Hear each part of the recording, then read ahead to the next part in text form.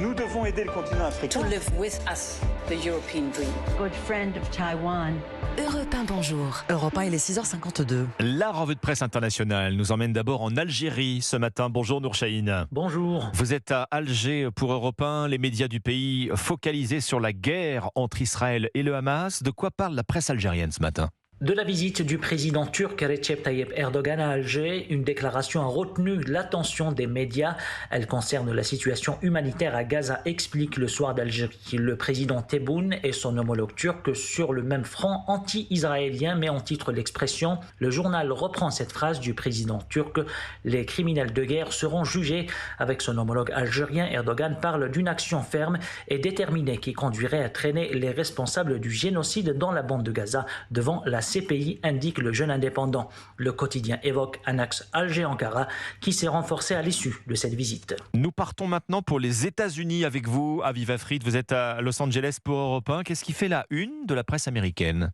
Ici, les médias s'inquiètent d'une mystérieuse maladie respiratoire qui affecte les chiens. Le New York Times en décrit les symptômes, toux persistante, fièvre, somnolence, perte d'appétit. Selon les vétérinaires interrogés par le quotidien, cela peut conduire à l'hospitalisation, voire au décès des animaux atteints.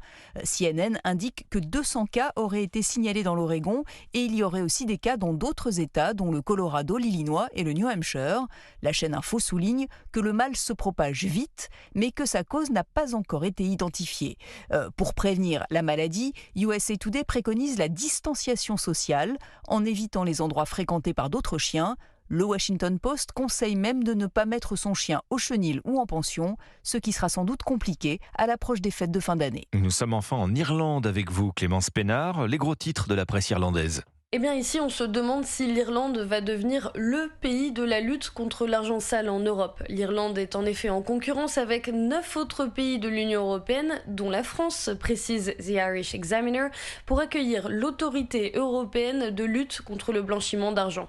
Le problème, c'est qu'avec 12,5% de taux d'imposition sur les sociétés, l'Irlande reste un refuge fiscal pour les géants de la tech qui ont tous choisi d'installer leur siège à Dublin. Les récentes accusations d'un traitement spécial accordé à Apple arrive donc au pire moment, comme le remarque The Independent. Malgré tout, Dublin, centre névralgique des fintech et autres entreprises de crypto-monnaies, conserve toutes ses chances. L'Irlande est aussi le 6e exportateur mondial de services financiers. Clémence Pénard à Dublin pour Europe 1. Merci à nos correspondants. C'était votre revue de presse internationale.